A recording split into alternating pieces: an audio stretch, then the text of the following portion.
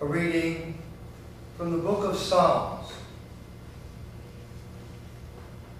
The Lord is my light and my salvation. Whom do I fear? The Lord is my life's refuge. Of whom am I afraid? When evildoers come at me to devour my flesh, these my enemies and foes themselves stumble and fall.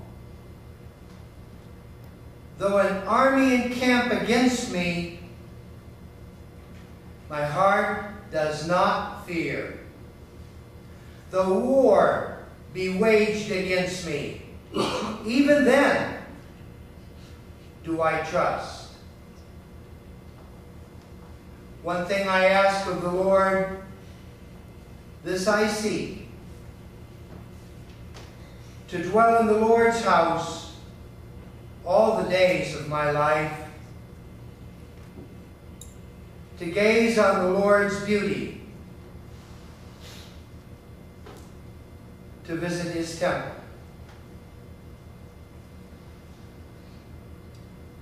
Sisters and brothers, the word of the Lord.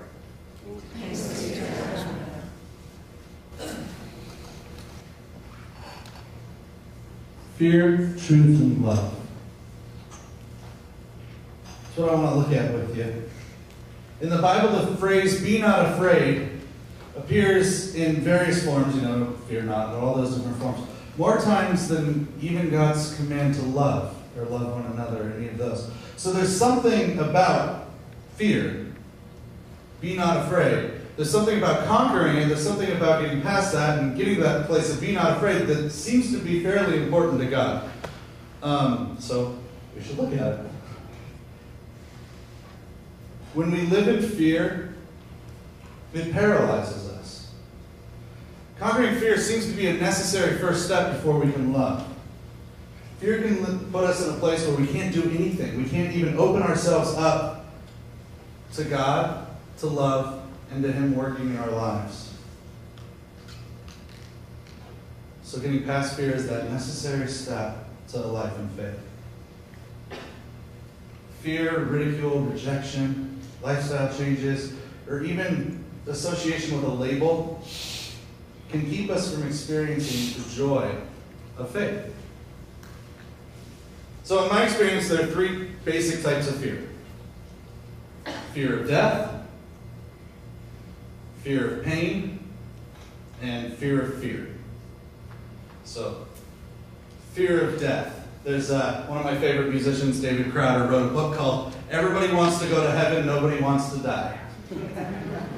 I think that really kind of sums that up. We have the glory of heaven in front of us, but nobody wants to die. That's that unknown. It's the what's after that. I think a better example is if you think about Halloween time and any time around, why do we have so much fun in haunted houses and all that kind of stuff? Because fear of death is something that's a danger. It's that, okay, I want to go do this. And Brandon and I have this horrible tendency of thinking that we're going to look cool if we take teens to a haunted house.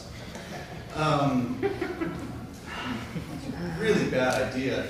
Because all we do is scream and yell and look really silly. And this one Halloween, we had actually just started our job out at Thomas Aquinas on the west side of town together. And the first thing that we decided to do is let's grab everybody and go down to the Fear Farm, because if you know the west side of town, they have this huge, gigantic corn maze and all these scary things. And yeah, I did a lot of screaming. I don't think we looked very cool, especially when, well, what you need to understand about Brandon is he has two major fears in life, and he's going to be mad that I'm telling on him, but I'm going to do it anyways. He's got two major fears in life. One is clowns, and the other one, which he tries to overcome because he knows it's a horrible thing, is little people. So, Brandon, I think that's the correct, or people of small stature. So, Brandon's very afraid of those things, and so we're going through the corn maze, and out of the corn maze jumps about 10 clowns. And Brandon goes immediately into this like fetal position, and he's like this, why did it have to be clowns? Why did it have to be clowns? Why did it have to... I feel bad telling it on, but it's just too much fun, because for the most part, Brandon composes himself. Why does it have to be clowns? He's so scared, and then he kind of gets through it, and he's just kind of walking like this, and up behind him, a person of small stature comes up and pokes him, and goes, "Hey, big boy." I have never seen anybody run in this position, in like an S-shaped pattern, runs faster. Now you have to understand, like, we still have a lot of corn maze left to go. He was out at his car, had enough time to calm down, kind of relax, and he's out by his car for a good 5-10 minutes before we even made it out there. So there's like this little trail of dust behind, and I know it's silly, but it brings to mind just that honest, real fear that we have of we don't want somebody to come and, as the psalm that we heard says, people devour our flesh. So there's Halloween for you, and that's what it does. I think it's also a stem from the second one, which is the fear of pain. Fear of pain is twofold, emotional and physical. Okay, so physical kind of makes a lot of sense, right? We fall down, we get hurt, we don't want to do that because hurting's, hurts. So emotional is really where this fear of pain starts to develop in us personally. That's where the relationships, the rejections, wanting to be accepted, betrayals of close friends and loved ones, all that stuff we carry inside of ourselves. And we hold on to that, and what it does is it shuts us down and doesn't allow us to be open to what we talked about at the beginning, that relationship with God. Sometimes we can get so stuck that we don't even know what we're afraid of anymore, and that's that third type, that fear of fear. The fear of fear is kind of like the net that catches all the other ones, and it's the blanket that covers them. It's both. It's the fear of the things like the spiders, and my sister and I are deathly afraid of scorpions. In fact, Rachel's probably shuddering just because I said the word scorpion. And all of those things, heights, all of those things, what those are, they're symptoms of a larger fear. They're symptoms of the deeper fear, whether it be the fear of death or fear of pain. These come from that, but that's that net that catches them all. And really what they call us to do is look at the larger symptom. And they're those identifying marks that will help us figure out, okay, well, I'm afraid of this bug, but when you really think about it, if I check that down, I don't want to get hurt, okay, so there we go. And once we start to do that with our fears, even on the simple ones like that, those fear of fears, then we can get to those really deeper ones. And we can start to look at, why am I not being open to God's love? Why am I not being open to what He has? Well, maybe it's a fear of rejection. Maybe it's a fear of being attached to the label. Maybe it's a fear of, who knows? There's so many different things. And really, what should our response to any fear be? In my opinion, it's to seek truth. It's just like when we start to look at those little fears in our lives, and we see those things, we see the real truth of them, and we figure out that, okay, maybe I can get past this one, maybe I can get past this one, maybe I can get through this one. And so we look for the truth, and we seek the truth. Truth eliminates fear. Fear is nothing more than a challenge to overcome, but this basic emotion can either keep us from or allow us to live in honest truth. This doesn't mean that the next time that Rachel and I are going to see a scorpion, we're going to go up and shake its little pincher. I'll still probably be really scared. I'll take off my shoe and hunch over and look at it on the wall and then throw the shoe while simultaneously jumping backwards just in case it wants to run at me. It won't have any shoes on. It'll sting my foot. But at least I know what it is. I know what that fear is. Truth is the weapon. Seeking truth shines a light into our lives and helps us face all that keeps us from being able to fully abandon ourselves to God. I wanted to read that because I wanted to make sure I got that right. And the next one I want to make sure I get right too. Only one thing is for certain. God. He is life's absolute truth. God is life's absolute truth. So rather than any kind of semantic argument tonight about what truth is or any of that kind of stuff, or whether it's, my hair is absolutely parting in the balding manner, you may not see that now, but it's relative to the fact that I promise you that it's on the way out the door. I can show you. It's none of those little arguments. What it is an acknowledgement that God is truth. That God is what we seek. Quote from then Cardinal Joseph Ratzinger, now Pope Benedict, wrote in Truth and Tolerance, truth is love. Really kind of a summary of the whole book. Truth is love. So when we place ourselves in the mindset of that, little child going through Sunday school and all that kind of stuff, what do we remember? Well, we remember that God's love, right?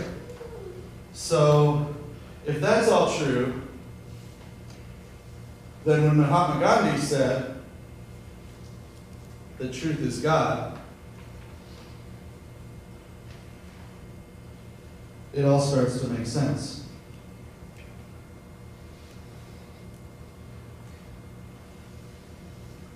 So God is love, love is truth, truth is God. Truth is God, God is love, love, love, love, love, love, love. All you need is love. Love is like oxygen. Love is a really splendid thing. Love lifts us up when we belong. All you need is love. Sorry. Another Moulin Rouge fan right there. So, there you go. But it's scripturally sound. Love is all that we need. So let's go right to Jesus and right to his words. Scripture that I'm sure we've heard a million times, but let's look at it again. Matthew. When the Pharisees heard that he had silenced the Sadducees, they gathered together. And one of them, a scholar of the law, tested him by asking, "Teacher, which commandment of the law is the greatest?" He said to him, "You shall love the Lord your God with all your heart, with all your soul, and all your mind. This is the greatest and the first commandment. The second is like it. You shall love your neighbor as yourself." The whole law and the prophets depend on these two commandments. The whole law and the prophets depend on love. Not only depend on love,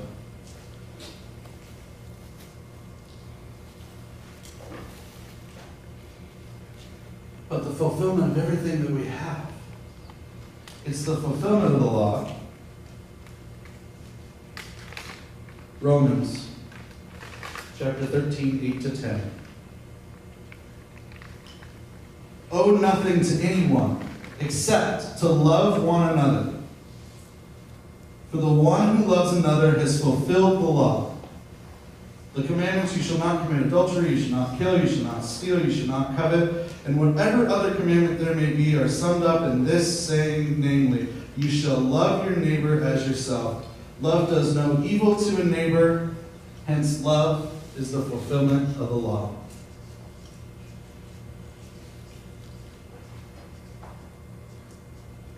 Jesus lived this. One of his best friends betrayed him. Fully human. He must have experienced all those fears. Are other people going to reject me? All these other kind of things that we feel. But Jesus modeled it. Because he didn't take that opportunity to shut down, but to follow what he was and follow what he was supposed to do. and walked to Calvary for us in love. So fear has that chance to just shut us down. But love, if we're open to it, has the ability to open our souls to so much more and so much greatness.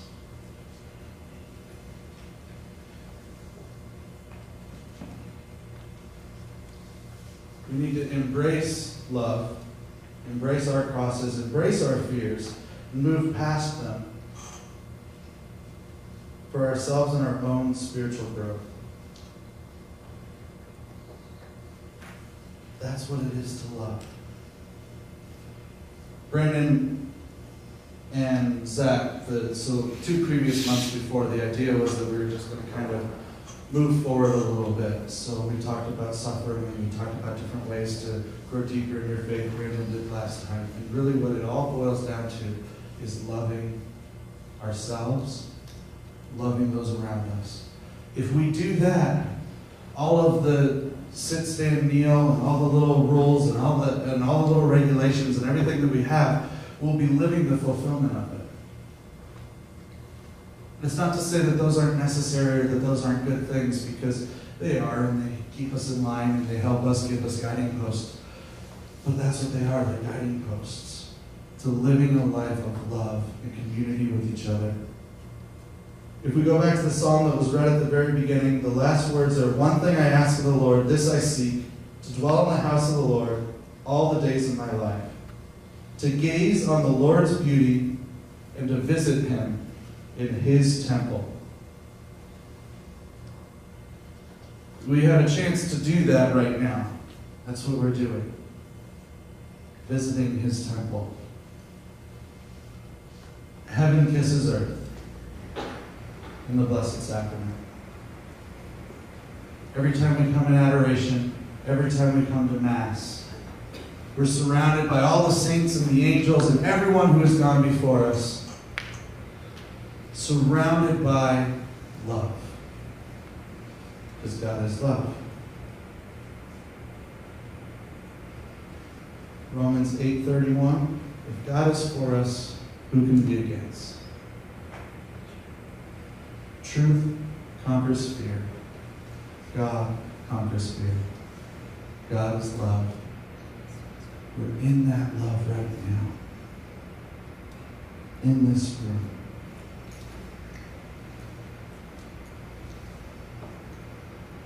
Take this time to live in his love. To be not afraid, and to allow God, our truth and our love, to cover us here tonight. So that when we leave here, we can live that love. We can live God to those out there. So these times are for to feel his love so we can take it and go and live that love out there. Conquer our own fears because we have God on our side. Stand in the truth that he is who he is, and we are his chosen people and his children. And live God to those out there.